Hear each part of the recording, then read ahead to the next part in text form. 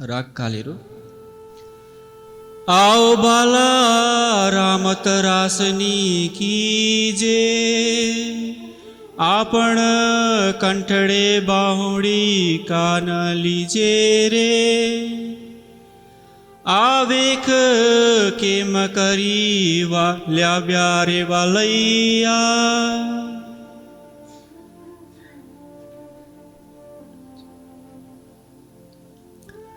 अक्षराती धामधनी के स्वरों में रास की उस रामत का वर्णन होने जा रहा है। जब इंद्रावती जी की आत्मा रास का श्रृंगार सजकर राज्य के समक्ष खड़ी है और कह रही है कि वह प्रीतम, आप मुझे गले क्यों नहीं लगा लेते हो? आपने इतना सुंदर वेश धारण किया है। जब गले लगाने की बात आती है तो हमारे मन में संशय खड़ा हो जाता है कि सच्चिदानंद परब्रह्म की वाणी में यह आलिंगन शब्द कहाँ से आ गया? ये तो अशिष्ट आचरण है। मैं आपको एक दृष्टांत से समझाता हूँ। मानवीय जो मनोभाव होते हैं सत्य रजतम के आधार पर सारे चित्रित होते हैं। एक वीरान स्थान पर उद्यान समझ लीजिए, दो युवक युवती खूब हंस करके बातें कर रहे थे। एक सच्ची घटना है। एक धार्मिक भावनाओं से जुड़े हुए व्यक्ति आए और दोनों को फटकारने लगे, तुम लोग असभ्य हो, क्या कर रहे हो?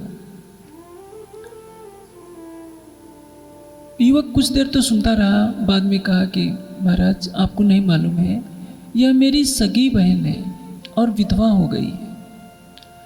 इसका कष्ट दूर करने के लिए मैं इसको हंसा रहा था ताकि अपने पति का वियोग ये भूल जाए। आपके मन में कुछ वहम हो गया है। यह सुनकर उस महाशय को भी काफ़ी खेद हुआ कि मेरे मन में ये पाप कहाँ से आ गया था कि दो भाई बहनों की पवित्र हंसी पर भी मैंने संशय कर लिया। यही अवस्था सामान्य प्राणियों की भी है। जब रास के अंदर ये वर्णन पाते हैं, अभी इंद्रावती जी कह रही हैं कि राज जी, आप हमें गले क्यों नहीं लगा लेते हो? तो कोई भी जिसने दार्शनिकता में अपना जीवन गुजारा होगा वो सोचेगा कि क्या ऐसा संभव है? जो योग समाधि में लगे रहते हैं, किसी ने चित्त का रूप देखा, किसी ने मन का रूप देखा, किसी ने बुद्धि का रूप देखा, सूर्य के समान प्रकाश में वो सोचता है कि हमने परमात्मा का दर्शन कर लिया। एक झलक मिलती है तो सोचता है कि मेरे जीवन का सर्वस्व प्राप्त हो गया। वितक में प्रसंग आता है, भाव सिंह के सामने योग माया का दृश्य उपस्थित होता है। भाव सिंह उस तेज को सहन नहीं कर पाते हैं और शरीर छोड़ना पड़ता है। क्यों? क्योंकि राजा भाव सिंह अभी राजसी माहौल में पले थे। उन्होंने ध्यान, साधना, विरह से अपने को दूर रखा था।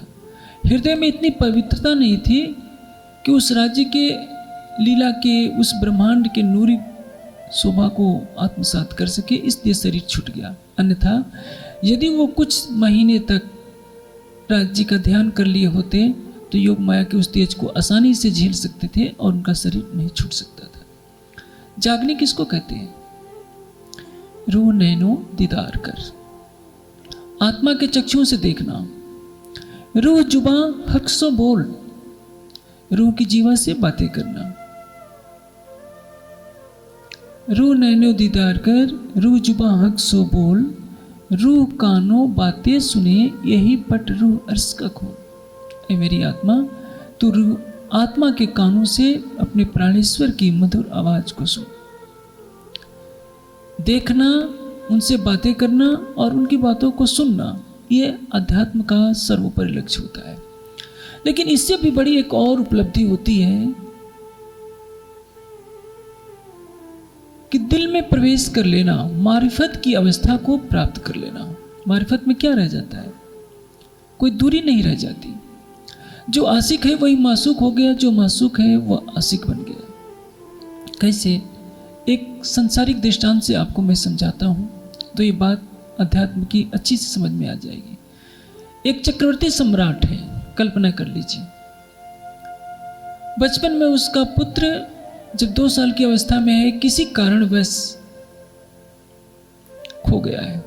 आपने महाराजा छत्रसाल जी का भी जीवन वृत्तांत पढ़ा होगा, मालूम है जब सानंदा और चंपत राय पहाड़ी में छिपे थे, मुगल सेना ने उन पर हमला कर दिया था।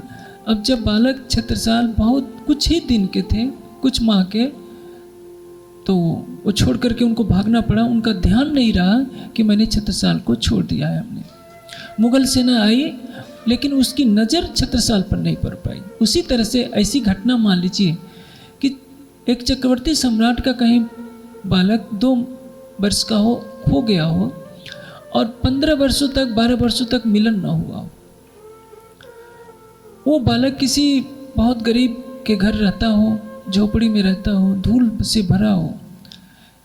महाराजा के सामने चक्रवर्ती सम्राट है जो सोने के महल में रहता है, लाखों की सेना है, हीरे मोतियों के हार से सजा है।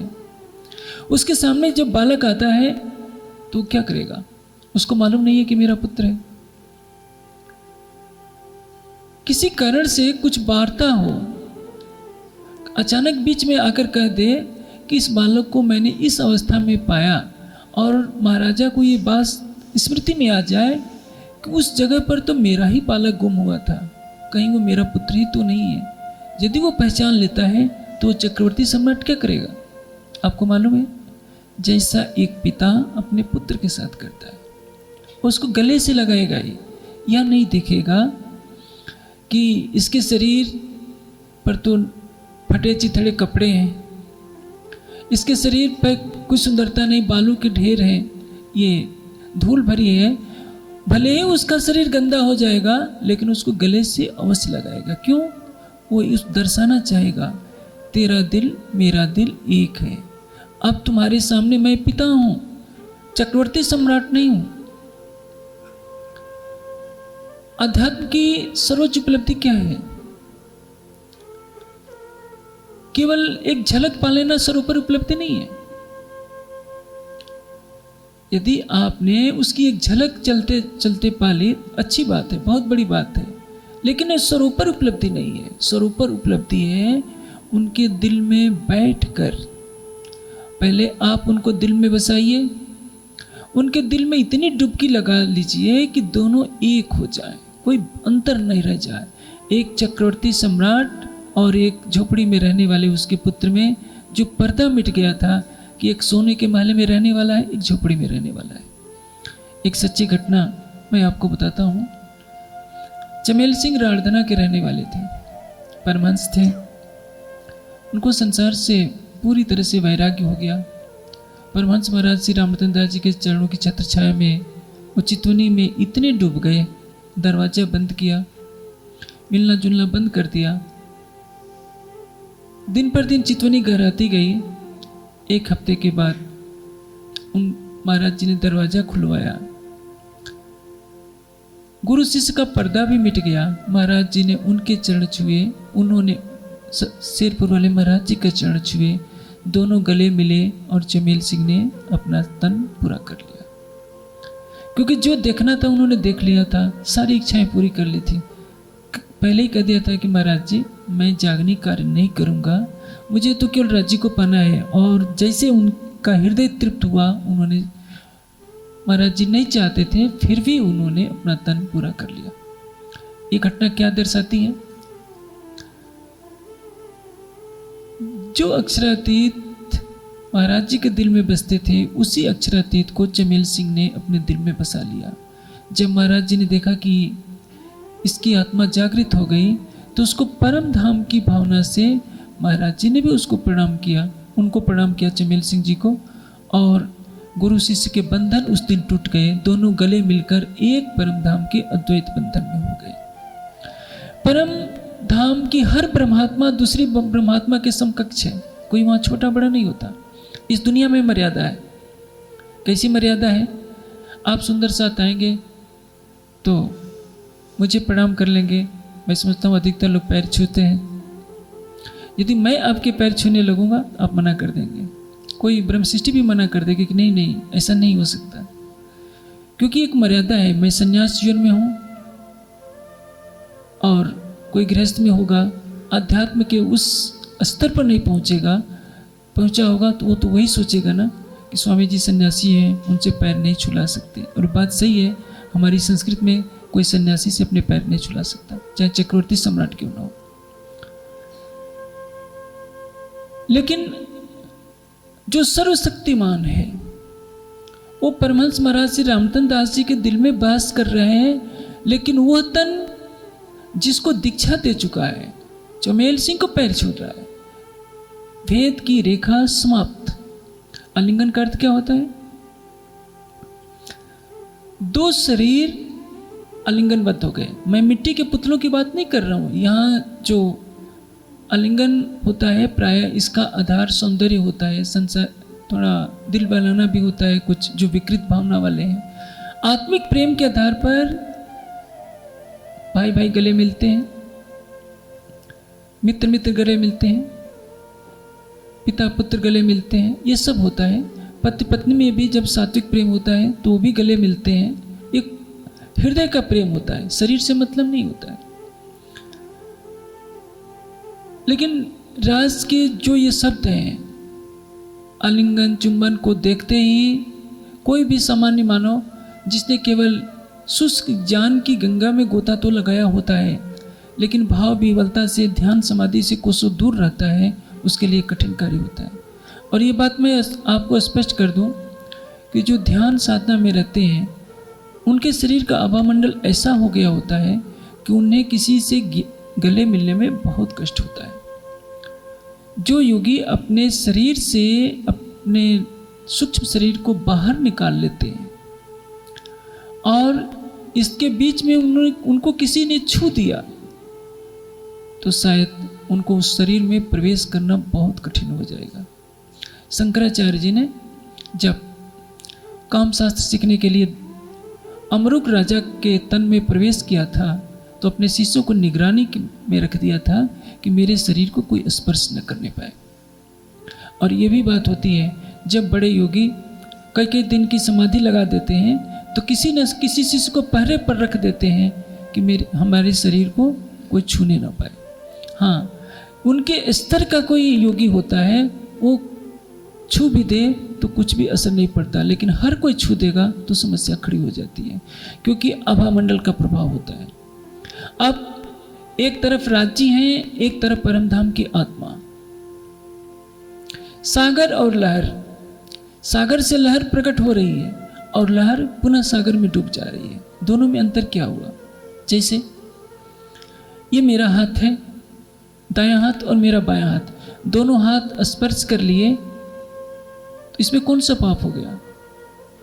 लेकिन यदि मैं इसी हाथ से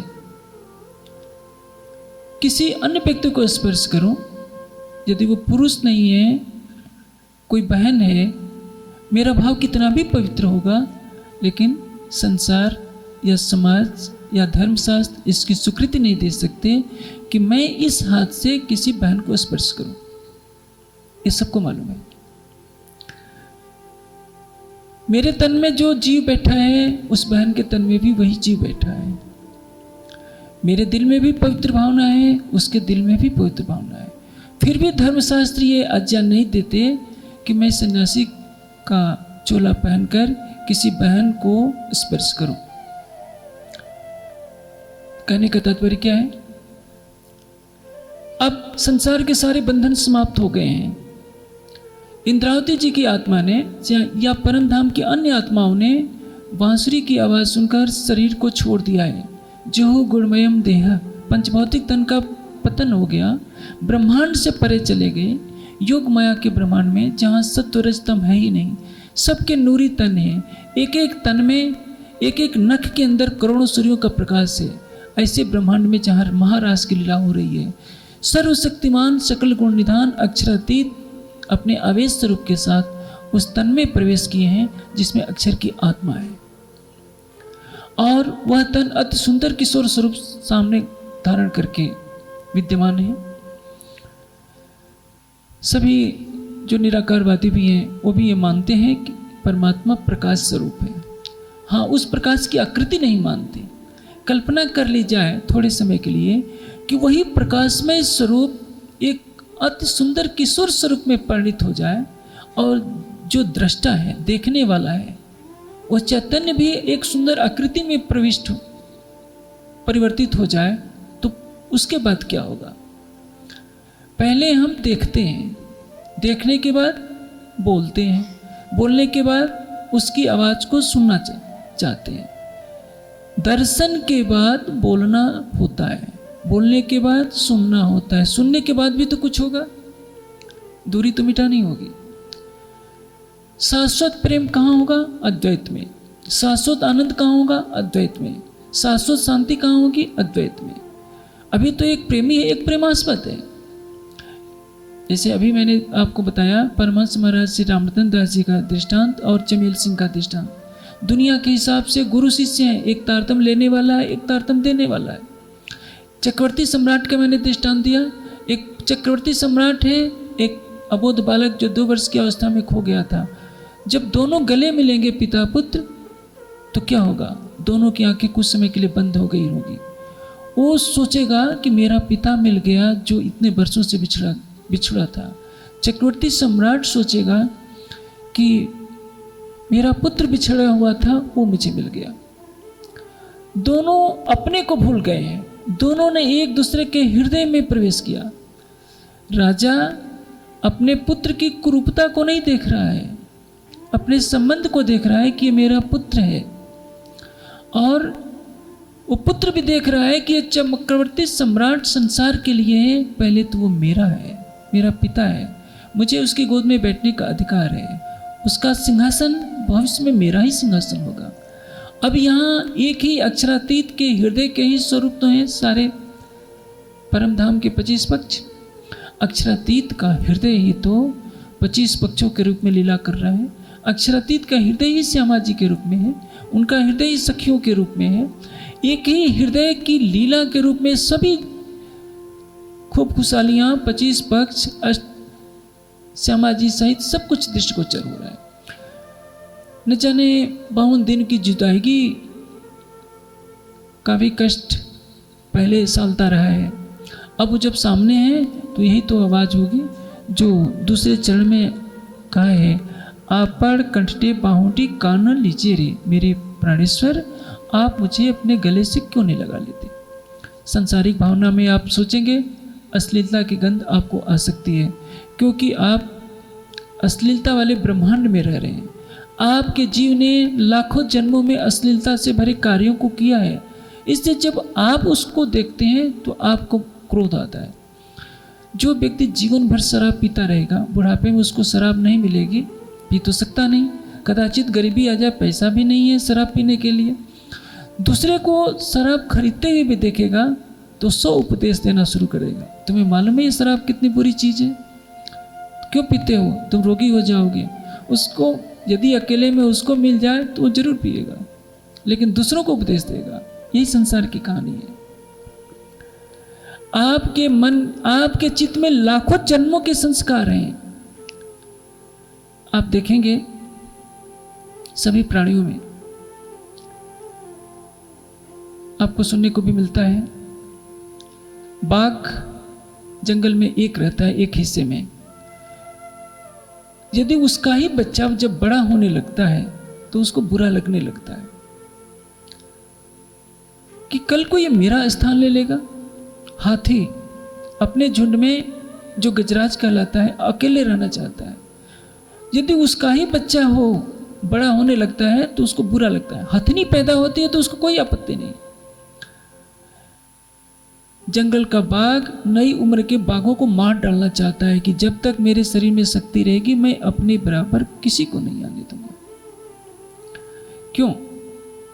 क्योंकि उसको जिस्म से लगाव है, तृष्णा है उसके अंदर।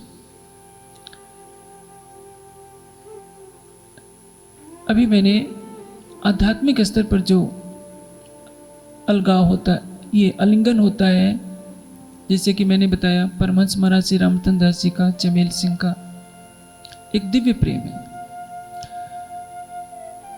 संसारिक दृष्टांत से आपको कहूँ, नई उम्र में युवक युवतियों का विवाह होता है, उनमें शारीरिक आकर्षण होता है, लेकिन जब वो 75 साल के बूढ़े बुढ़िया के रूप में परिवर्तित हो जाते हैं तब भी उनके हृदय का लगाव रहता है, लेकिन उस लगाव के मूल में इतने सालों का संबंध जुड़ा रहता है, शरीर का आकर्षण नहीं रहता।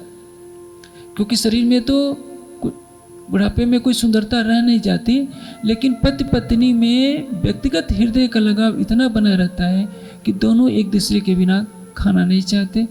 बूढ़ा बूढ़िए को याद करेगा, बुढ़िया बूढ़े को याद करेगी। उसको लगता है कि ये मेरे पति हैं। जो आज से 60 साल पहले विवाह हुआ था, 20 साल की 22 साल की उम्र में, उस समय भी लगाव था, 80 साल के हो जाने के बाद भी लगाव है, लेकिन उस लगाव में दोनों में अंतर होता है। उसी तरह से रास की इन रामतों के माध्यम से दर्शाया गया है प्रेम की अभिव्यक्ति कैसे होती है। जैसे आत्मजागृति का लक्षण क्या है? देवचंद जी को पहली बार दर्शन होता है जब बारात के पीछे जा रहे होते हैं। दूसरी बार दर्शन होता है जब चितवनी में अखंड ब्रज में उनकी सुरता पहुंच जाती है। तीसरी बार श्याम जी के मंदिर में दर्शन होता है। साक्षात परमधाम के आवेश स्वरूप से परमधाम के श्रृंगार में राज्य नख से सिख तक की शोभा के साथ दर्शन देते हैं, बातें करते हैं, उनके धाम हृदय में विराजमान भी हो जाते हैं। फिर भी वाणी कहती है, आवेश जाको में देखे पूरे सो जोग माया की नींद हो। योग माया की निद्रा अभी भी है, पूर्ण प्रकाश नहीं हुआ। जो वाणी में मार्फत की अवस्था का वर्णन किया गया है, वो अवस्था दर्शन प्राप्त करने के बाद भी नहीं मिल पाई है। देवचंद जी के तन से अड़िका लीला हो रही है, सब कुछ हो रहा है, लेकिन वो मार्फत की अवस्था तब भी नहीं मिल पाई है कि श्यामा जी अपने को राज्य से एक रूप समझ सके। तभी वो बार बार बातें लिखवाते हैं कि राज्य आप मेरे से जागनी क्यों नहीं करवाना चाह रहे हैं, आप मिराज से क्यों करवाना चाह रहे हैं? ये नींद है, अज्ञानता है। रूह अल्लाह करी बंदगी या में उनकी मैं, तो गुनाह कहिया इन पर जो मांग लिया हक पे। मांग क्यों रहे हैं?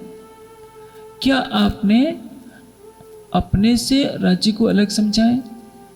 मैंने आपको दृष्टांत दे दिया, संसारिक दृष्टांत, आध्यात्मिक उस बुद्धि को सुलझाने के लिए कि धूल में लिपटा हुआ जब एक 15 साल का युवक जो कई वर्षों से अपने चक्रवर्ती सम्राट रूप पिता से बिछड़ा था, जब अपने पिता के गले लगेगा तो क्या सोचेगा कि मैं चक्रवर्ती सम्राट का पुत्र हूं, मैं झोपड़ी में रहने वाला सामान्य बालक नहीं हूं।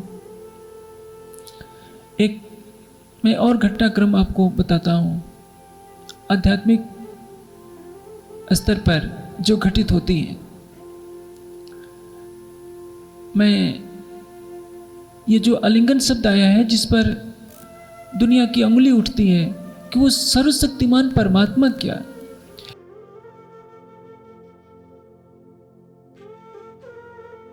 राज्य को पुरुष रूप में चित्रित किया गया है और सखियों को अंगना रूप में चित्रित किया गया है। अभी एक दिन स्टूडियो में बैठा था तो कुछ ये इंटरनेट पर बच्चों ने दिखाया। एक व्यक्ति ने प्रश्न किया था किसी मौलवी जी से कि अल्लाह ताला स्त्री हो या पुरुष। मौलवी जी तो बौखला गए थे, उन्होंने अपनी तरफ से उत्तर दे दिया जो कुछ है। लेकिन ये देखिए, वेदों में परमात्मा को स्त्रीलिंग में भी वर्णित किया गया है, पुल्लिंग में भी वर्णित किया गया है और नपुंसक लिंग में भी वर्णित किया गया है।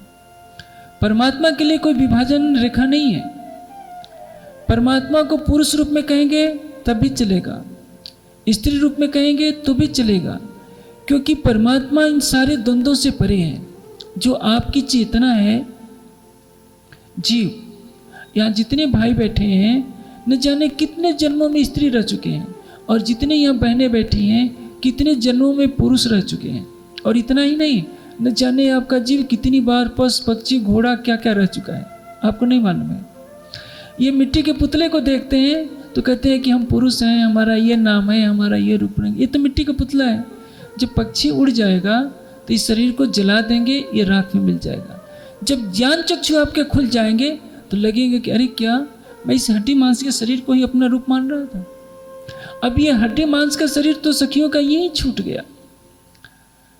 आप देख रहे हैं ना, बिजली का तार जा रहा है, प्लस प्लस दोनों को जोड़ दीजिए, क्या होगा? ये सारी लाइटें समाप्त हो जाएंगी।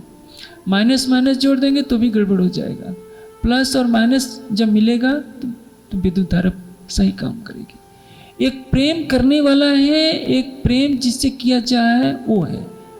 एक पुरुष रूप में होगा, एक स्त्री रूप में होगा। स्त्री समर्पण की प्रतीक है और पुरुष प्रेम करने वाले का प्रतीक है। उस एक ही परब्रह्म है, लीला रूप में दृष्टिगोचर हो रहा है। पूर्ण पुरुष कौन है? राज्य। श्यामा जी को भी पुरुष रूप में क्यों नहीं दर्शाया गया? एक तरफ वाणी क्या कहती है? अंतर पट खोल देखिए दो आवत एक नजर। राज्य को देखेंगे तो श्यामा जी दिखाई देंगी, श्यामा जी को देखिए तो राज्य दिखाई देंगे। मैंने कई बार पुराण संहिता के इस दृष्टांत को दिखाया है, चर्चा में भी मैंने वर्णित किया है। जिन्होंने पुराण संहिता को गहराई से पढ़ा है वो इस प्रसंग को जानते हैं। एक बार योगमाया के ब्रह्मांड में राधा ने श्री कृष्ण को इतने प्रेम से देखना शुरू कर दिया कि राधा का शरीर श्री कृष्ण का बन गया। श्री कृष्ण राधा को देखते देखते इतने प्रेम में खो गए, श्री कृष्ण का पुरुष तन राधा के नारी तन में परिवर्तित हो गया। सब कुछ परिवर्तित हो गया, क्योंकि जो जैसा संकल्प करता है वो वैसा होने लगता है। ये मैं समझता हूँ मेडिकल साइंस भी आज इसको मानने लगता है। आजकल जो युवतियाँ पुरुषों के वस्त्र धारण करती हैं तो काफ़ी कुछ उनके रहन सहन में, उनके हार्मोन्स में ऐसे बदलाव होते हैं कि उनकी आवाज़ भी बदलने लगती है, सब कुछ होता है। ये यहाँ का विषय नहीं है, मैं केवल एक दृष्टांत दे रहा हूँ।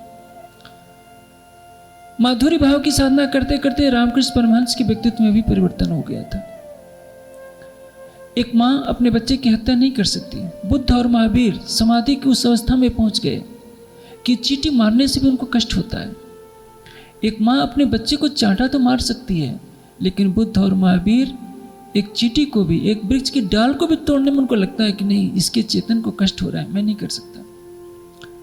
उनका पुरुषत्व, जो गौतम बुद्ध जब सिद्धार्थ के रूप में थे तलवार चला सकते थे, तीर चला सकते थे, वो दूसरों के तीर को तो अपने सीने पर झेल सकते हैं, लेकिन कभी किसी को तीर से मार नहीं सकते, चांटा से भी नहीं चला सकते। क्यों? सिद्धार्थ का जो पुरुषत्व था सत्य की खोज में ध्यान करते करते नारीत्व की कोमलता में परिवर्तित हो गया। चैतन्य एक है, एक ही चैतन्य के मनोभावों के अनुसार ये शरीर की आकृति है।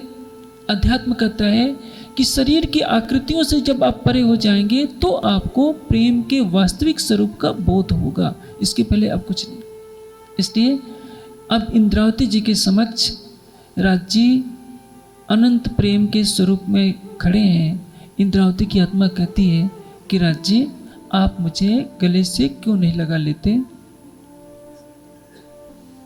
अमने थयो अति मोहरे ए वेख केम करी ल्याव्या रे वलैया अमने थयो अति मोहरे। हे धामधनी, आपने इतना सुंदर रूप धारण क्यों कर लिया है? आपके इस अति सुंदर स्वरूप से हमें लगाव हो गया। जागनी किसको कहेंगे? राज्य ने सपने में दर्शन दे दिया, उसको आपने सब कुछ मान लिया। आपने आगे बढ़ने के लिए कदम बढ़ाना बंद कर दिया, तो नुकसान किसको हुआ? आपको किसी माध्यम से राज्य की झलक मिल गई, बहुत अच्छी बात है, लेकिन कदम और तो बढ़ाइए। देवचंद जी ने राज्य को 3 बार दर्शन किया, फिर भी मार्फत की अवस्था में नहीं पहुंच पा रहे हैं। वो अवस्था पहुंचती है संवत 1735 से, जब श्यामा जी के स्वामित्व के 40 वर्ष प्रारंभ होते हैं। इसके पहले उन पर माया, उनके ऊपर नींद का असर था, इसलिए कहा आवेश जाको मैं देखे पूरे से जोग माया की नींद हो। तभी उन्होंने कहा था कि मेरे तन से जागनी आपको करवानी पड़ेगी। जब इंद्रावती के समक्ष राज्य दर्शन देते हैं हफ्से में, कहते हैं कि इंद्रावती मुझे तुम्हारे तन से परम धाम की आत्माओं की जागनी करवानी है। इंद्रावती जी कहती है कि नहीं, ये कार्य मैं नहीं करना चाहती। एक स्वरूप है जो जागने के लिए 69 पातियां लिखवाता है, और एक स्वरूप है जो कहता है कि मुझे जागनी करनी ही नहीं है, मैं तो केवल आपको अपने हृदय मंदिर में बसाए रखना चाहती हूँ। आजकल नगरों में जो संगीत के विद्यालय हैं या नृत्यशालाएं हैं, उसमें नृत्य सिखाया जाता है। मीराबाई कभी नृत्य सीखने नहीं गई थी। मीरा का नृत्य स्वाभाविक है, रसखान का नृत्य स्वाभाविक है, कला का प्रदर्शन नहीं है। अध्यात्म के जिस स्तर पर रास ग्रंथ में जिस प्रेम का, जिस नृत्य का, जिस आलिंगन का वर्णन हो रहा है, वो संसार से अलग है। आप संसारिक धरातल पर सोचेंगे तो कहीं नहीं कहीं आपके चित्त में वो जन्म जन्मांतरों के बुरे संस्कारों का प्रभाव है जो आपने कर रखा है। मीरा महलों में पली बड़ी है, राजपूती मर्यादा में पली बड़ी है, लेकिन जब वो भक्ति भाव में डूबती है तो साधु संतों के बीच में नाचने लगती है। मीरा को अपना शरीर नहीं दिखाई दे रहा है, क्योंकि उस मध्यकाल में राजपूती घराने में यह संभव नहीं था कि राजघराने की एक महिला पराये अपरिचित साधु महात्माओं के बीच में नृत्य करे। मीरा का नृत्य दिखाने के लिए नहीं है। हम वाणी में जब पढ़ते हैं, मेरी रूह नयन की पुतली, 3 पुतलियों के नयन, 3 नयनों में राखूं मां सुख को, जो मेरी रूह पावे सुख चैन। कितनी ऊंची बात कही है, लेकिन वाणी के अवतरण से कुछ साल पहले मीरा ने कितने भावों से कहा होगा, बसो मेरे नैनन में नंदलाल, मोहन मूरत सांवर सूरत, नैना बने विशाल। नंदलाल, मेरे नैनों में तुम बस जाओ।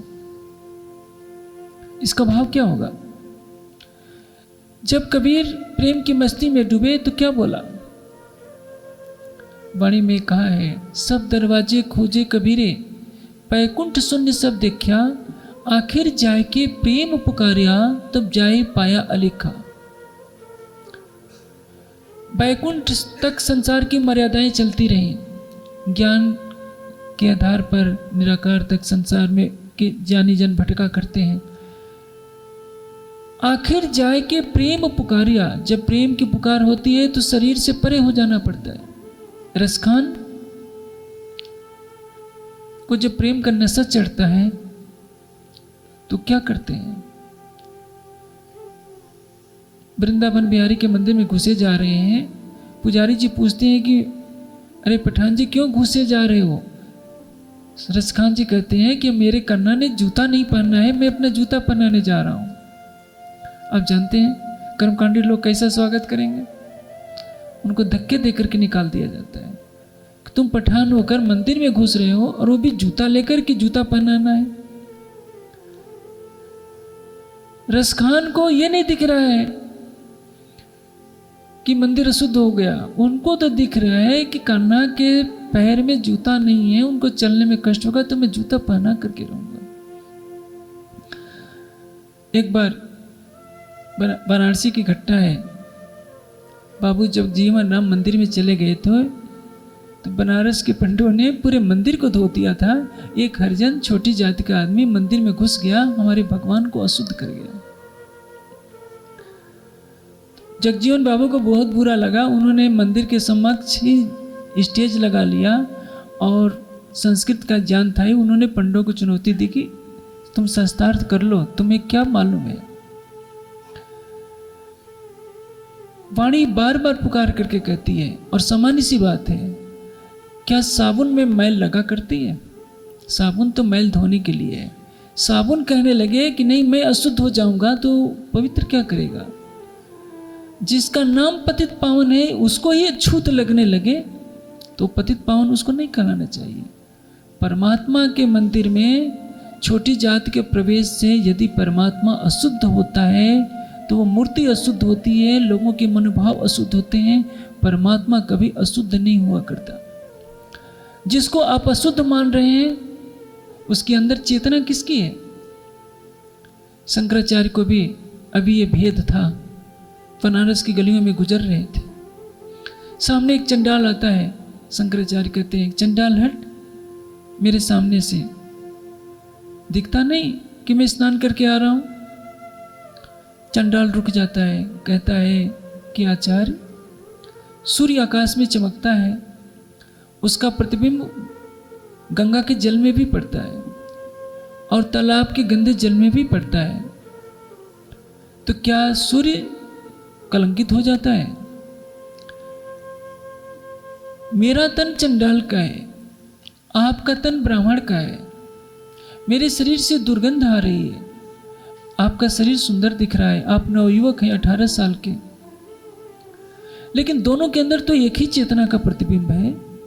जब आप कहते हैं अर्ध श्लोकेन प्रवक्ष्यामि यदिक्तम ग्रंथ कोटवी ब्रह्म सत्यम जगत मिथ्या जीव ब्रह्म एवं न एव परा, जब आप जीव और ब्रह्म में भेद नहीं मानते, सर्वम खलिदम ब्रह्म का उद्घोष करते हैं, तो एक चंडाल के अंदर रहने वाला ब्रह्म और एक ब्राह्मण तन के अंदर रहने वाले ब्रह्म में भी भेद कहाँ से हो गया?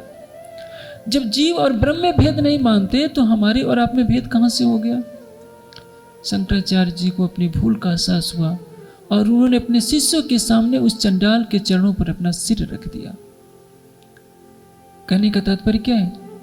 एकत्व का बोध हो गया, दोनों तनों में एक चेतना है। एक तन जब चंडाल के शरीर को देख रहा है तो उससे अशुद्धि की गंध आ रही है। मैं एक दूसरी घटना सुनाता हूं। महावीर स्वामी संन्यास ले रहे थे। उस युग में चंडाल की छाया से बचा जाता था। राज परिवार के सब लोग उनको विदा करने जा रहे थे। अचानक बीच में एक चंडाल आ गया। चंडाल को सब लोग दुत्कारने लगे, इतने शुभ अवसर पर तू कहाँ से बीच में आ गया? तूने तो सारा कार्यक्रम ही अशुभ कर दिया। महावीर स्वामी की महानता, सारी भीड़ को चीरते हुए निकलते हैं और उस चंडाल को पकड़कर सबके सामने गले लगा लेते हैं। सब लोग सन्न हो जाते हैं कि चंडाल रास्ते में आ गया था, हम उसको दूर हटा रहे थे और ये तो इसी चंडाल को पकड़ करके गले लगा रहे हैं। महावीर स्वामी अभी ज्ञान की अवस्था को प्राप्त नहीं हुए हैं, लेकिन उनके हृदय में एक निर्मल हृदय है जो उस चंडाल को देखकर गले लगाता है। महावीर स्वामी यह नहीं देख रहे हैं कि यह चंडाल काला कलूटा है, या नहीं देख रहे हैं कि इसके शरीर से बदबू आ रही है। वो तो राजकुमार थे, लेकिन उन्होंने उसकी चेतना को देखा। इसलिए जब आप रास ग्रंथ की चौपाइयों को पढ़ें तो आपने आज तक दुनिया में जो कुछ पढ़ा है उन सबको किनारे कर दीजिए। शुद्ध शरीर, शुद्ध आत्मा के भाव में डूबिए। शरीर के भाव से ऊपर हो जाएंगे, तभी आपको रास ग्रंथ समझ में आएगा। यदि आप परम धाम की रामतों को संसार की लीलाओं से आप तोलेंगे तो कहीं ना कहीं विकृति हो जाएगी, और इसका परिणाम यही देखने में आ रहा है। रास ग्रंथ जहाँ निर्विकार बनाता है, लेकिन इसका गलत अर्थ करेंगे तो आदमी पाप के कीचड़ में डूब जाता है, और आजकल यही हो रहा है। और इसका वास्तविक अर्थ न जानने के कारण, जैसे रास ग्रंथ के 42 और 43 प्रकरण का कोई अर्थ न समझने के कारण, प्रायः हमारे भी समाज के अधिकतर विद्वानों ने इसका उल्टा अर्थ किया था, और संकोचवश इसकी चर्चा भी नहीं होती रही है। जिन्होंने लिखा भी, उन्होंने विकृत भावना से लिखा। परिणाम यह हुआ कि समाज का एक बड़ा वर्ग गलत फहमी का शिकार हो गया था। यह रास की वाणी हमें शरीर से परे जाकर शुद्ध परम धाम के श्रृंगार में होकर राज्य के प्रेम में डूबने के लिए प्रेरित करती है। इस रास में विरह है, दोनों तरह का विरह। ब्रज से रास में जाते समय एक काल माया का विरह है कि बांसुरी की आवाज सुनाई पड़ी, सबने अपना शरीर छोड़ दिया। ये नहीं सोचा कि क्या होगा। आप देखिए, जब बच्चे का जन्म होता है,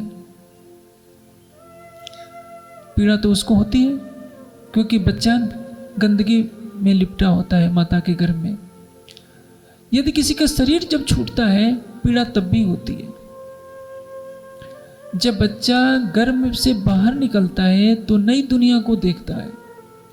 जिनके हृदय में ज्ञान का प्रकाश नहीं होता है, विवेक नहीं होता है, वैराग्य नहीं होता है, जब बुढ़ापे में मरने लगते हैं तो रोने लगते हैं कि मैं सबको छोड़ करके जा रहा हूं, कैसे क्या चलेगा।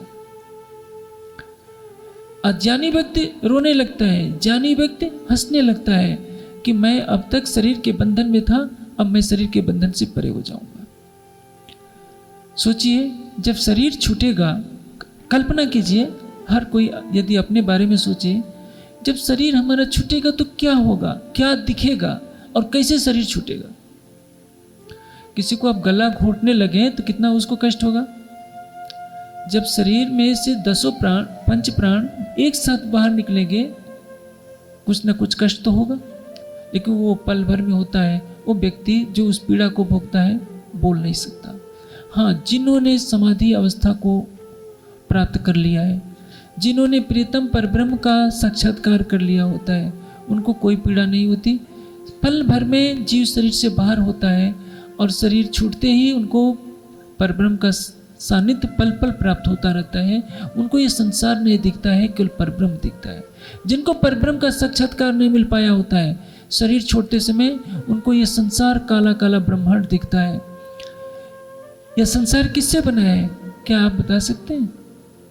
ये इतना चमकता हुआ सूरज दिख रहा है, बड़ी बड़ी गैलेक्सियां जिनमें करोड़ों सूर्य दिख रहे हैं, ये सब किससे पैदा हुए हैं? अंधकार से। अभी जो साइंटिस्ट मरा, स्टीफन हॉकिंस, सब नई पीढ़ी के लोग अच्छी तरह से जानते हैं। बेचारा बोल नहीं सकता था, लेकिन उसी की खोज है ये ब्लैक होल तारे का जो सिद्धांत है, बिग बैंग थ्योरी, उसी की खोज है। कैसे ब्रह्मांड बना, पहले क्या था? हमारे धर्म ग्रंथ क्या कहते हैं? तम आसीत तमसाम गूढ़म अग्रे, केवल अंधकार ही अंधकार था। उस अंधकार में प्रणव प्रतिबिंबित हुआ। सब लोग मानते हैं कि सबसे पहले ओम की ज्योति हुई और उससे महाविस्फोट होता है, परमाणुओं में कंपन होता है, यानी प्रकृति के अंदर महातत्व बना, अहंकार बना, शब्द स्पर्श रूप रसगंध, गैलेक्सियां बनी और वहां से ये पृथ्वी वगैरह, सूर्य चंद्रमा सारे दिखने लगे। ये जो सूरज दिख रहा है, जो दूसरों को प्रकाश कर रहा है, ये तो खुद पैदा हुआ अंधेरे से। जब हम इस शरीर से परे हो जाएंगे कि हमारी चेतना का स्वरूप क्या है, तब हमें बोध होगा कि रास की वाणी में जहां आलिंगन शब्द है उसका आशय क्या है।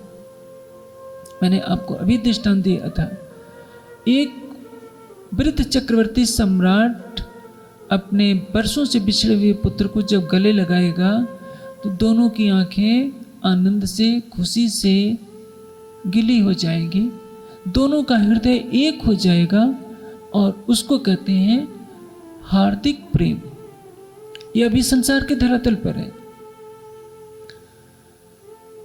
परम धाम के धरातल पर हम देखें, एक ही राज्य है, उन्हीं का दिल श्यामा जी के रूप में लीला कर रहा है, श्यामा जी का दिल सखियों के रूप में लीला कर रहा है, सखियों का दिल खूब खुशहालियों के रूप में लीला कर रहा है, खूब खुशहालियों का दिल पशु पक्षियों के रूप में लीला कर रहा है। हर कण आत्मा का स्वरूप है, हर कण प्रेम कर रहा है। आप घर पर कुत्ता पालते हैं, जब आप घर में प्रवेश करते हैं, आपका पाला हुआ कुत्ता आपके पैरों में लिपट जाता है, आपके पैरों को चाटने लगता है, तो आप कहते हैं, क्या कहते हैं? ये कुत्ता बहुत अच्छा है, हमसे बहुत लगाव रखता है, हमसे बहुत प्रेम करता है। उससे तो घृणा नहीं होगी। कदाचित आप कोई कर्मकांडी व्यक्ति हैं, मान लीजिए वैष्णव महात्मा है,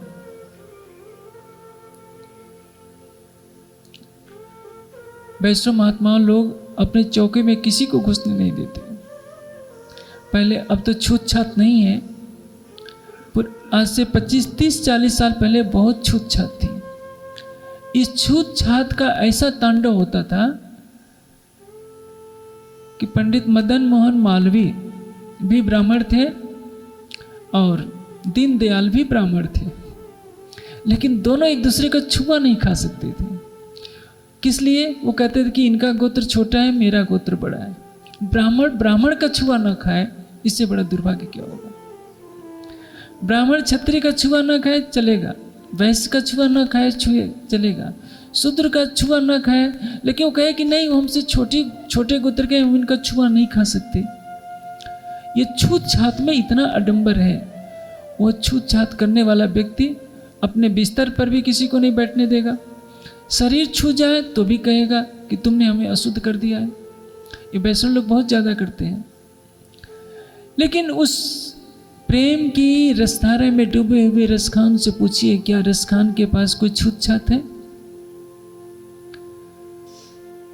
क्या मीरा के पास छूत छात है? सूरदास के पास छूत छात है? जब ये शरीर से परे हो चुके हैं तो आप तो परम धाम की ब्रह्मात्मा होने का दावा करते हैं। आपको रास ग्रंथ में वर्णित इस आलिंगन शब्द से विकृत भावना नहीं लेनी चाहिए। मैं आपको नहीं कह रहा हूं, आपके साथ जो मानसिकता जुड़ी है, कई सुंदर सा दबे स्वरों में कहते हैं कि रास में तो आलिंगन शब्द है, चुंबन शब्द है। आप एक बात बताइए, जब आप अपने 6 माह के बच्चे को गोद में खिलाते हैं तो क्या आप उसके माथे पर चुंबन नहीं देते? कितनी पवित्र भावना से एक माँ अपने बेटे के माथे पर चुंबन लगाती है। लेकिन जब रास में ये शब्द पढ़ा जाता है, क्योंकि हमने युवा शरीरों को देखा है जो संसार में विकृत विकारों वाले लोग करते हैं, तो हम अर्थ लगाते हैं कि राज्य भी यही करते हैं तो ये तो पाप कर्म है। यहाँ से भटकाव शुरू हो जाता है और चौपाइयों का विकृत अर्थ होने लगता है।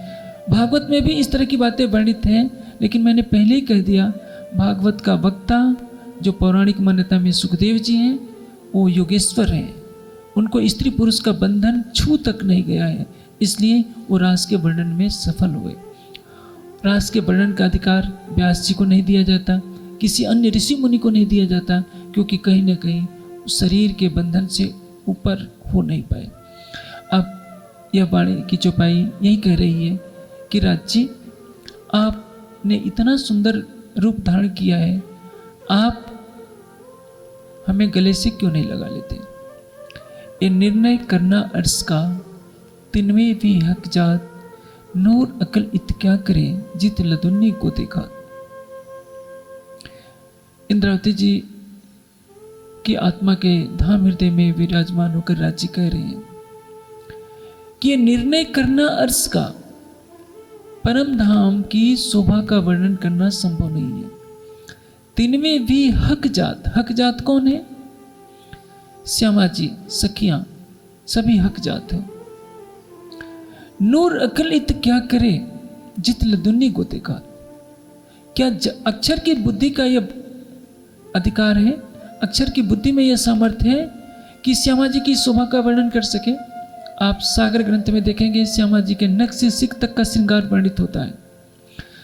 श्रृंगार ग्रंथ में नख से सिख तक एक एक अंग का वर्णन राज्य का हो रहा है, और सागर ग्रंथ में सुंदर सात का भी श्रृंगार वर्णित हो रहा है। उस वर्णन को करने की सामर्थ्य क्या अक्षर की जागृत बुद्धि में है? जब अक्षर ब्रह्म जिन सखियों के अनंत सौंदर्य में स्वयं को डूबा हुआ पाते हैं, वो स्वयं मुग्ध हो जाते हैं, तो उनकी बुद्धि की क्या समर्थ? ये वर्णन कौन कर रहा है? स्वयं राज्य का वेश। लेकिन वो स्वयं कह रहे हैं, नूर अकल इत क्या करे, जित लदुन्नी को देखा। कहते समय मुझे लड़खड़ाहट हो रही है कि इस माया की दुनिया में दृष्टांत कैसे दूं कि श्यामा जी का श्रृंगार क्या है, सखियों का श्रृंगार क्या है। ये जो इतना दहकता हुआ सूरज है, ये तो ऐसे करोड़ों सूरज आ जाएं तो श्यामा जी के एक नख के नूर में ही समाप्त हो जाएंगे, फीके पड़ जाएंगे। नूर को नूर जो नूर है, किनमुख कहूँ रंग सोए। ऐसे नूरी स्वरूप का श्रृंगार कौन करा सकता है? जब उस प्रकृति से परे हम उस अवस्था में आ जाएंगे, स्वयं को उस रूप में देखेंगे, तो हमें कभी भी एहसास नहीं होगा कि रास ग्रंथ में जो ये आलिंगन शब्द आया है, ये विकृत भावना का द्योतक है। अपितु जिस क्षण मूल स्वरूप की कृपा से आपकी आत्मा जागृत होगी, आप अपने अंतःचक्षुओं से राज्य को देख रहे होंगे, श्यामा जी को देख रहे होंगे। उसमें उस समय ऐसी अवस्था आएगी जैसे रास के वर्णन करते समय इंद्रावती जी की आत्मा को हो रही है। ये स्वर निकल रहे हैं, राज्य आप मुझे गले से क्यों नहीं लगा लेते? आपने इतना मनोहर रूप धारण किया है, तो क्या होता है कि ये मनोहर रूप हमें विवश करता है, हमारी आत्मा को राज्य के प्रेम में डूबने के लिए। ये रास ग्रंथ हमें यही सिखा रहा है कि जो कुछ हम संसार में देख रहे हैं, ये मोह जल है। હવે પહેલા કહું હું જનની વાત, તેતા દુઃખ રૂપી દિનરાત, दावा नल भले कई भांत तेरी केटली कहूं विख्यात। विष्णु ने लागी जाड़े प्रात का अर्थ क्या है? गर्म हवा बहती है तो सबको लगती है, साधु संत को भी लगती है, गृहस्थी को भी लगती है, राजा को भी लगती है। लोकेशणा वितेषणा दारेषणा की अग्नि सबको जला रही है। इससे पार पाने के लिए क्या तरीका है? हम राज्य के प्रेम में डूब जाएं और राज की वाणी हमें प्रेम सिखा रही है। भूडा जीव जागजे रे। जय राम कंसारा को प्रबोधित करते हुए 5 प्रकरण उतरते हैं। हबसे में सबसे पहले श्यामा जी का स्वरूप उतरता है। अखंड स्वरूप ने अस्थिर आकारे। मैं श्यामा जी के अखंड स्वरूप का वर्णन इस नश्वर तन से कैसे करूं? श्यामा जी के एक एक अंग का श्रृंगार उतर रहा है। हबसे में यहाँ से वाणी का अवतरण शुरू होता है और यह वाणी क्या कह रही है? एड़े पगले आपना चलिए, पगला एरे प्रमाण सुंदर साची। इसका मतलब क्या? ब्रज से रास में जाते समय जिस तरह से हमने शरीर और संसार का मोह नहीं किया था, इस जागने के ब्रह्मांड में भी हमें चितवनी में अपने शरीर को मुर्दा कर देना है। मुर्दा करने का मतलब ये नहीं, आप अर्थ मत लगा लीजिएगा कि जहर खा लेना तो राज्य मिल जाएंगे। जो पहले आप मुर्दे हुए तिन दुनी करी मुर्दार। पहले आप मुर्दे होने का मतलब शरीर से नहीं मुर्दा होना, मन से मुर्दा होना। आपको पत्थर मारा गया, रोइए नहीं। आपको फूलों से लाद दिया गया, हंसिए नहीं। आप अरबोपति हैं, उछलिए नहीं। आप कंगालपति बन गए, रोइए नहीं। दृष्टा भाव से देखते रहिए। जब आपने सब कुछ सौंप दिया तो आप दुखी क्यों हो रहे हैं? जो सारी सृष्टि को चला रहा है उसको मालूम है कब क्या होना है। आपका कर्तव्य है केवल राज्य से प्रेम करना। अभी मेरा समय पूरा हो रहा है, मैं जल्दी से एक बात कह देता हूं क्योंकि मैं नियम का उल्लंघन नहीं करना चाहता। रास में एक चौपाई होती है, आनंदे रोता रमिए एम, जेना लक्षण ते कहिए प्रेम। एक तरफ योगेश्वर श्री कृष्ण समझा रहे हैं अर्जुन को कि अर्जुन देखो, तुम भक्ति योग करो, यह नहीं होता है निष्काम कर्म करो, योग करो, यह भी नहीं होता है सांख्य योग करो। ज्ञान योग, भक्ति योग, कर्म योग, सांख्य योग सब समझा देते हैं। फिर भी अर्जुन को लगता है कि ये कठिन है, ये कठिन है, मैं क्या करूं? श्री कृष्ण कहते हैं कि अर्जुन सर्वान धर्मान प्रत्यज्य माम एकम शरणम प्रवच, अहम त्वाम सर्व पापेभ्यो मुक्षिष्याम मा शुचः। चिंता न कर, यदि तुमसे सांख्य योग नहीं होता है, निष्काम कर्म योग नहीं होता है, चलेगा। भक्ति योग नहीं होता है, चलेगा। ज्ञान योग की राह पर तुम नहीं चल सकते तो भी चलेगा। बस इतना कर दो, सबको छोड़कर माम एकम शरणम प्रवच, तू मेरे शरणागत हो जा, मेरी शरण में आ जा, सब कुछ सौंप दो। गोपियों ने सब कुछ अपने आराध्य को सौंपा। बांसुरी बज रही है, ये नहीं सोचा कि हमें क्या होगा, हमें क्या करना है। बस ये जहाँ बांसुरी बज रही है हमें उसके पास जाना है। एक एक विरह में डूबती जाती है, शरीर पल भर में छोड़ती जाती है। न पति का मोह रहा, न बच्चों का मोह रहा, न घर द्वार का मोह रहा, कुछ नहीं। जहाँ से उनके प्रीतम बुला रहे हैं वहाँ जाना है। जागने ला चलते चलते तो 400 साल से ज़्यादा हो गए। क्या हमारे पास ब्रज वाली स्थिति है कि सागर श्रृंगार की वाणी बांसुरी से भी ज़्यादा मीठी है?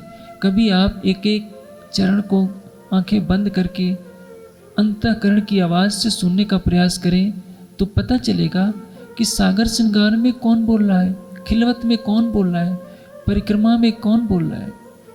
यह आवाज़ किसकी है? कभी आपने सुना है? रूहों रे मेरी, मैं रे तुम्हारा आशिक, मैं सुख सदा तुम्हें चाहूं। ये कौन बोल रहा है? एक अक्षरातीत अपनी प्रियात्माओं को संबोधित कर रहा है। यदि हम अक्षरातीत के शब्दों को वाणी से पहचानेंगे, अपनी अंतर्दृष्टि खोलेंगे तो सब कुछ समझ में आ जाएगा। लेकिन रास के माध्यम से बिल्कुल सरल है। युद्ध के मैदान में जहां 18 अक्षौणी सेना बैठी है, खड़ी है, शंख ध्वनि हो चुकी है, अर्जुन को उपदेश दिया जा रहा है, अर्जुन की समझ में कुछ नहीं आ रहा है। महाराज में अदृश्य होता है, राज्य अदृश्य हो जाते हैं। अब सखियां क्या करें, उनका प्राणेश्वर ही जब अदृश्य हो गया तो उनके लिए एक एक पल मृत्यु के समान घट रहा है। सबने निर्णय किया क्या, आनंदे रोता रमिए एम, रो आंसू बहाओ लेकिन हंसी के साथ। क्या संभव है? रोता कोई व्यक्ति कब है, जब कष्ट होता है। तो आनंदे रोता रमिए एम, एक एक शब्द पर आप ध्यान देंगे तो सारा दर्शन समझ में आ जाएगा कि रास में कितना तत्व ज्ञान छिपा है। सखियों को यदि अपने प्राणेश्वर को पाना है तो नाटक की लीला करनी पड़ेगी, रोना धोना बंद करना पड़ेगा। जो अब तक विरह में खोजती रही है, नहीं मिला है तो भी ब्रज की सारी लीला का नाटक करना पड़ेगा। जैसे दही की लीला होती है, माखन चोरी की लीला होती है, कृष्ण के पास जाती हैं, वो सारी नाटक कर रही हैं। कृष्ण के पास जाकर हंस भी रही हैं, क्योंकि ब्रज में जो हंसी की लीला हुई थी, अंदर दुख है प्रीतम को खोने का, लेकिन हंस करके दिखाना है। कितनी कठिन परीक्षा ली जा रही है। आप कोई दुख में डूबा हो और उससे जाकर कहिए कि तुम खिलखिला करके हंस करके दिखाओ, उसको कितना बुरा लगेगा। रास में कहा जा रहा है, आनंदे रोता रमिए जीनाते लक्षण कहिए प्रेम। लेकिन अब वो सखियां कर रही हैं कि इस यज्ञ करने से यदि हमारे प्रीतम मिल जाते हैं तो हम रोते हुए भी हंस करके दिखाएंगे, और वो कर रही है। मेरे कहने का आशय बात समझ गए। यदि योग माया के ब्रह्मांड में अपने प्राणेश्वर को पाने के लिए सखियां रोते हुए भी हंसने का नाटक कर रही हैं, आनंद पूर्वक रो रही हैं, आंसू बहा रही हैं, लेकिन हंसती जा रही हैं, उसी तरह से इस जागनी ब्रह्मांड में आपको परमधाम की वाणी मिली है। परमधाम की वाणी लेकर अक्षरातीत आपकी आत्मा के धाम हृदय में विराजमान है। आप सुख में हो या दुख में हो, हर पल सोचिए हमारी आत्मा के हृदय में मेरा प्राणेश्वर रहता है। वह एक पल भी अलग नहीं हो सकता। नख से सिक तक श्रृंगार के साथ हमारी आत्मा के धाम हृदय में वो बसता है। और मुझे हर दुख की घड़ी में भी मुस्कुराना है कि मैंने तो इस संसार को देखा है, मेरी देखने के लिए मेरी आत्मा हुई है।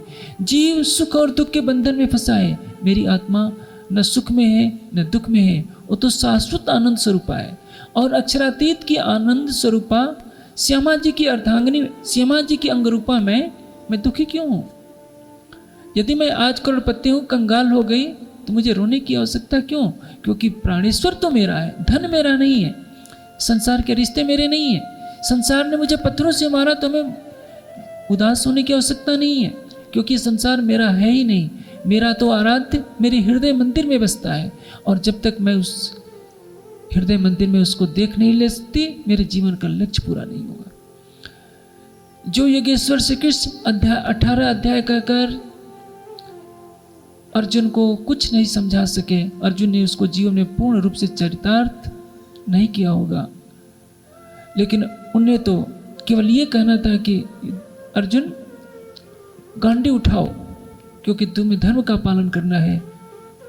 सारा ज्ञान देने के बाद कह रहे हैं कि तुम्हें गांडी उठाना पड़ेगा। हमें रास की एक सरल सी चौपाई सारा तत्व ज्ञान दे रही है कि आनंदे रोता रमिये जेनाते कहिए लक्षण प्रेम। हम प्रेम लक्षण भक्ति की राह पर चलने वाले कहते हैं, लेकिन हम कभी दुखी होते हैं, कभी खूब खुशी दिखाने लगते हैं। राज्य को पाने के लिए सांसारिक दुखों के आंसुओं में आप मुस्कुराना सीखिए। आप हमेशा ये रखिए, हर पल हर घड़ी हमारे साथ राज्य हैं, और उन राज्य को देखे बिना हमारे जीवन का लक्ष्य पूरा होने वाला नहीं है। ऐसा कोई दिन न गुजरे, ऐसी कोई रात न गुजरे जिस दिन आपने अपने प्राणेश्वर को अपने हृदय मंदिर में निहारा न हो। सोते समय अपने आराध्य को अपने हृदय मंदिर में आत्मचक्षुओं से देख करके सो जाइए।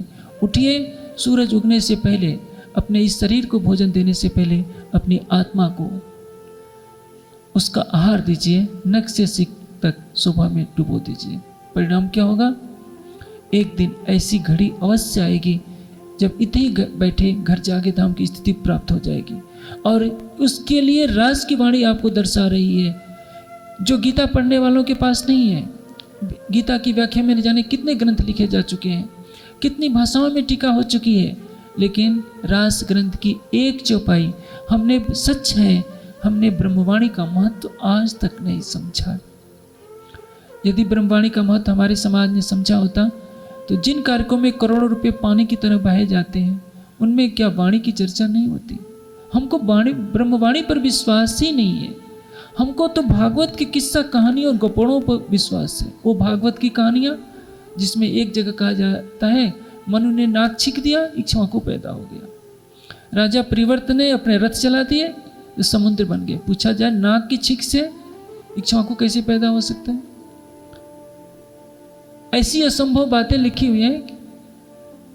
चित्रकेत की 1 करोड़ रानियां थी। पूछा जाए 1 करोड़ रानियों से विवाह करने का उद्देश्य क्या था?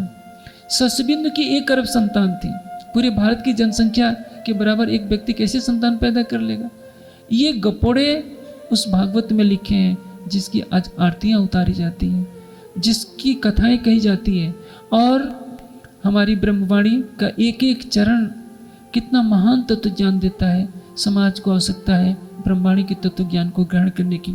आज रास का दिन था, मैंने समय से 10 मिनट ज़्यादा लिया, इसके लिए मुझे खेद है, लेकिन उस प्रसंग को बताने समय मुझे ये बात करनी पड़ी क्योंकि मेरा नियम होता है मैं 1 मिनट भी अधिक बोलना नहीं चाहता। और आनंदे रोता रमियेम इसकी चर्चा हो चुकी थी पहले, इसलिए मैंने इसकी चर्चा नहीं की। प्रसंगवश उसका दृष्टांत दे दिया।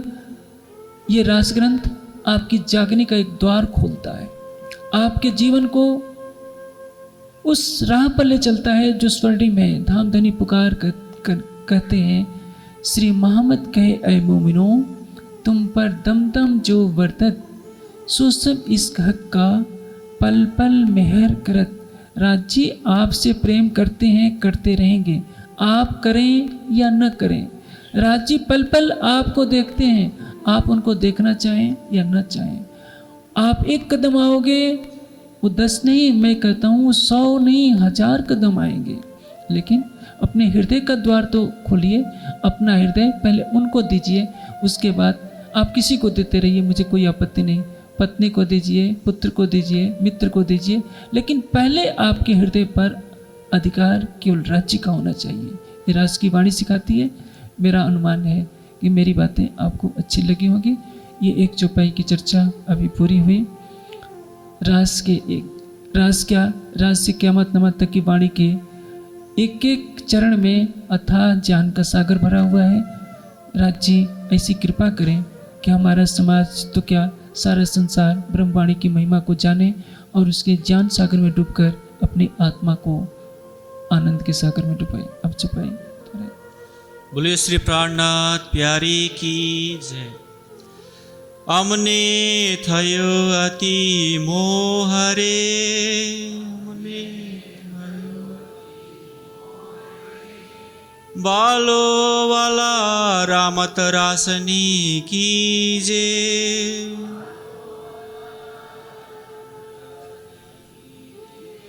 आपण कंठड़े बाहुड़ी कान लीजे रे, कंठड़े बाहुड़ी कान लीजे। आवेख केम करी लिया ब्यारे वालैया,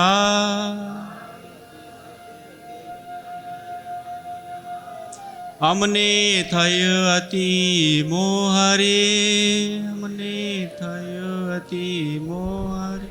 बोलो श्री प्राणनाथ प्यारे की, श्री सद्गुरु महाराज की।